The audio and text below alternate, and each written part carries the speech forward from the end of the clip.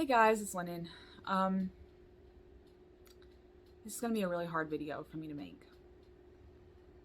And I want to warn you that this video will contain... I'll be dropping some bombs on you guys, okay? Now, I wasn't expecting to make another life update, but it warrants it. And I'm committed to you guys. I'm committed to making videos. I'm committed to this channel, and that will not change. I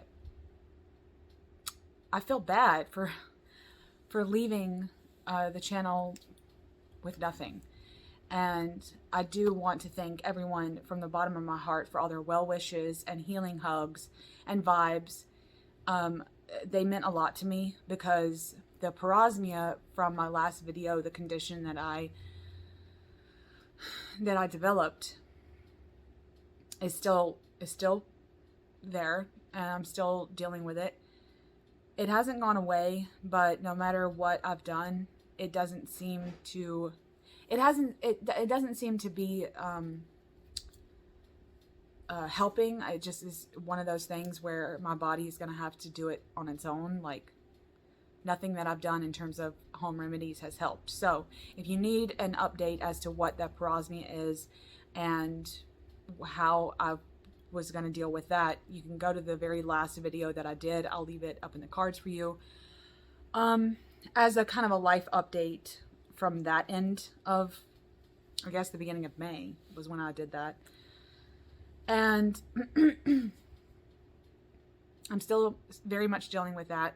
It's kind of like I've gotten used to it. So it's like my brain's gotten used to it. So it's not as bad as it was in the beginning. The beginning was it was very debilitating for me to deal with that. I couldn't eat. I developed a harsh relationship with food. But anyways, so if you need a little bit more information as to what I may be going through with that, you can click on that video. But that's not what this video is about. I put out a thank you on my community page, thanking all of you, and that I was feeling a little bit more like myself, because I was. That was a few weeks ago now. And I did. I had a few more decks come in and that I wanted to talk about. I had 2 prototypes come in for two of my Make Playing Cards decks that the channel hasn't seen, like, you know, in person. I may get those out and show you guys in a minute. It depends on how I feel. But then, and one of the bombs was already percolating, if you will. But the other one was, they were both shocks to my system. The first was something I've known for a while, and that is that I'm expecting. And what seems like it should be good news, it should be exciting news, it came as a shock. Between my partner and myself and my doctors, this was a fluke, okay? Depending on, you know what you, I'm not going to get too in depth, but, you know, what you do to prevent these things don't always work. And that's what happened. And my partner and I took a few months, like, in fetal positions, in shock. I didn't tell my children. And now, if you could wrap your head around the fact that we were done, I just hadn't gotten fully sterilized. Neither had he. We were actually saving up for him to get sterilized, so that, because it's expensive. But none of it happened. So, but I know this is the universe's way of telling me some things, and, you know, we'll get to that.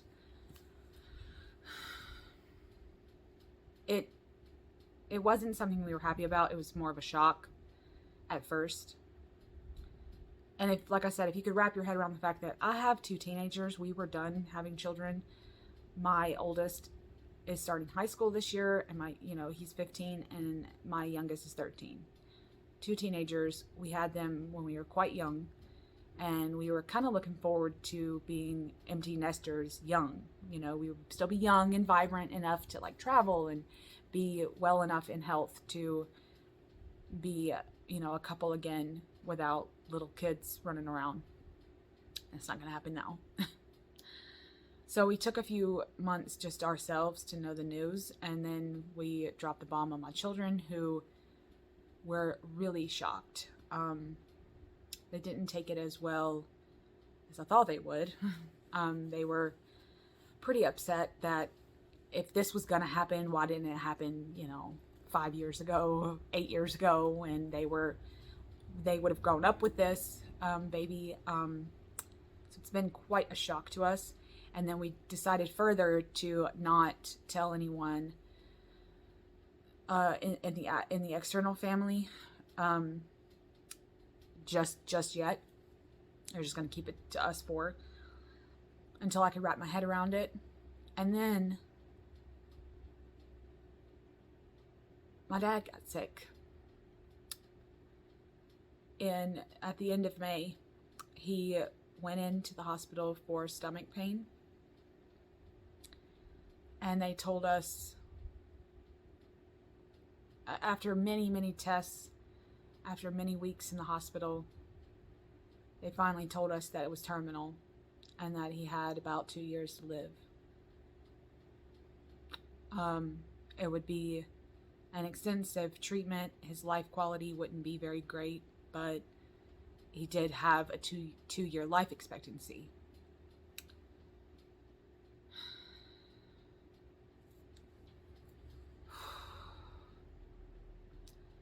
At first, I wasn't going to tell him about the baby because it felt burdensome somehow to be dealing with this cancer and being in the hospital and not being able to go home. It felt wrong somehow to tell him. But then once we found out, the doctors were very hopeful that they could get him to a place that he could go home. I told him, because I thought he would be able to go home and have 2 years, and I can't hide a baby for 2 years, so I had to tell him. So I told him, and he was really excited, shocked. He was really shocked. Everyone in the family so far that I've told has been like, well, what? Because like I said, I've got teenagers. For all intents and purposes, I look done. I look done. My husband and I haven't talked about babies. We didn't want any more. Just is what it is. And then this happened. And then for some reason, the doctors were pretty stumped, but my dad was getting worse.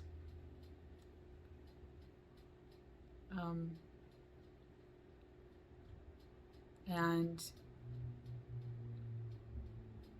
on instinct, my sister and I, on some random day,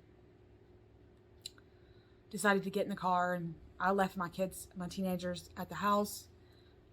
We had a feeling. I was like, we need to go to the hospital and see Dad. Let's just say that my sister and I were in the room with him when he took his last breaths.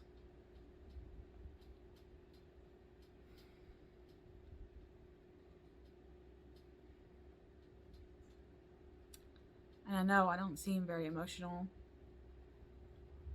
about that. But it's more in the chest for me. Like a heaviness. And it has been so devastating to lose a parent, to lose a close parent. He was a close parent of mine. We were in touch, and it was devastating to lose him. But no one told me that being pregnant, losing him, would feel worse somehow. He died knowing he would never meet this baby, and I have to know that he's not going to meet this baby, and it puts a damper on my own self-care with being pregnant. I have had I have an appointment this week to go, because this was days ago, you guys. He died days ago. I'll have to tell my doctor about my grief and about the fact that I'm trying really hard to take care of myself, but it's hard sometimes with my parosmia and having a harsh relationship with food, and I can't always eat properly. I can't always eat a lot. I try to eat like small meals a day.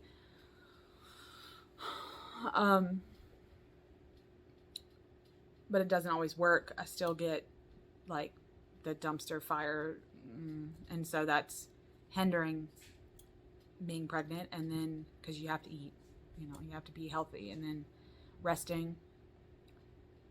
I'm not doing a lot of that. It's been really hard to sleep at night because all I have is his face in my head. That last face of his before he passed officially. And no one told me how. Here's the thing, no one told me being pregnant and dealing with death of someone that you would have hoped would have lived through that with you, with having the baby and meeting the baby, and then no one tells you how hard it is when you are in the lower percentile in terms of income. I happen to be inside of a one income family where my husband works and I've been staying home with kids. And we're also one car family. So if I have to go anywhere, I have to borrow someone's car, or he has to get off work, which takes money out of our pockets. So going and seeing my dad, on top of going to the doctor and getting all that taken care of, no one told me how hard that was going to be financially. I guess adulting is hard sometimes, and you don't even realize that this is why Susie Orman would tell you to get a damn savings account. But with us being on the, lower end of the, poverty range, it's hard to have a savings account, okay? And then now in the U.S., especially where I live, I'm not sure about other places in the U.S., it's $5 a gallon in gas. So when I was going to see my dad twice a week, it was like we had to decide, am I going to go see my dad, or are we going to pay the light bill? And that's only because gas prices were so high. And then knowing about the money for the baby. My husband will get no time off for the baby when it comes.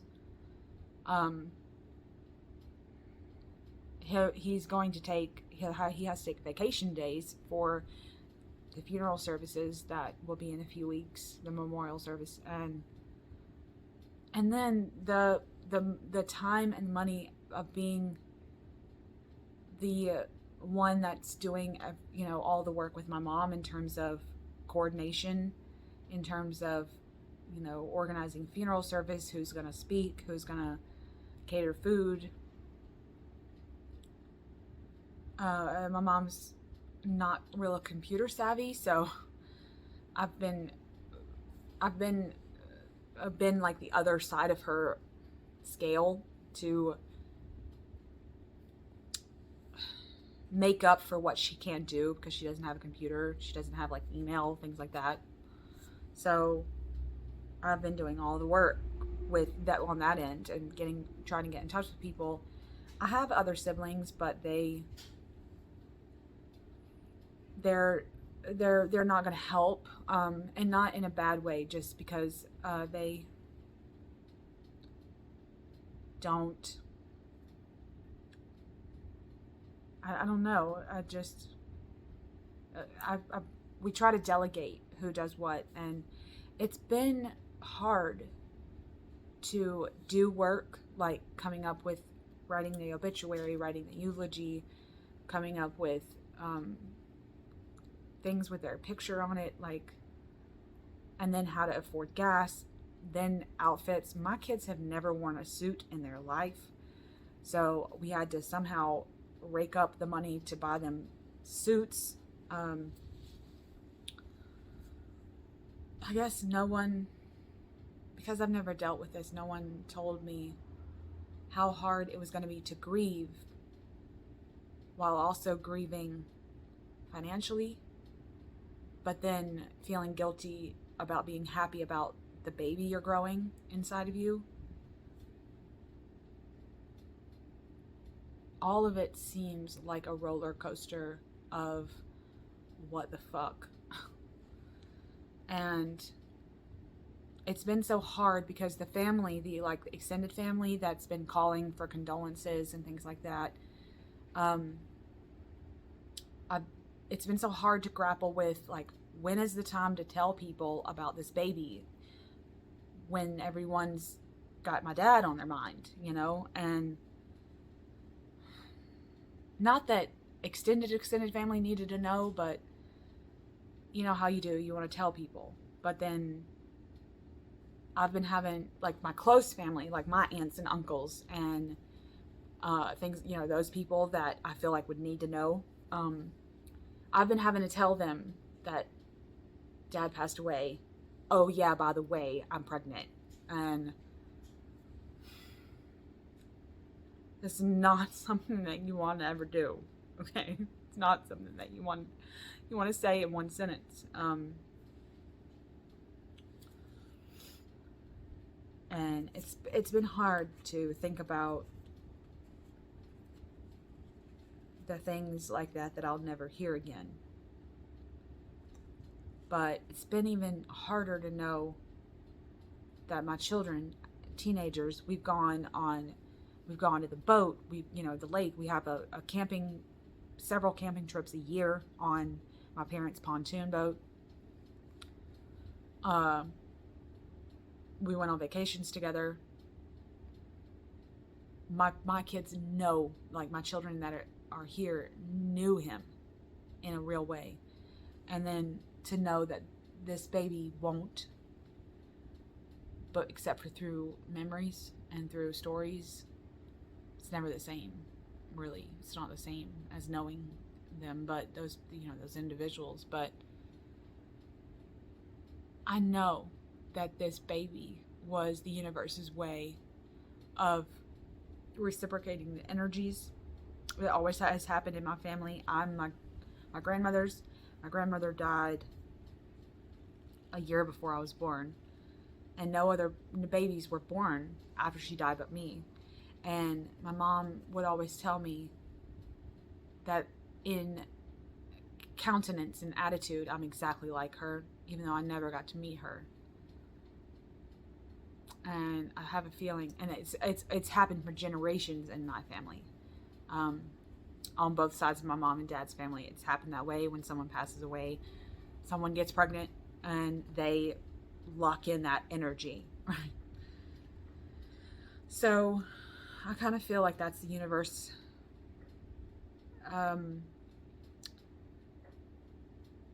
putting my dad's personality, back into an individual. I'm not sure yet. I kind of get a little bit of a mischievous vibe with this baby. I can always tell how the baby's going to be. And this baby feels mischievous. But I'm not sure if that's how my dad was. I was going to ask some of his siblings that are still with us. But it's been so hard to talk about dad and to talk about memories and to talk about the future. Harsh all the way around. And I know that I was just telling y'all, sorry, I had a notification.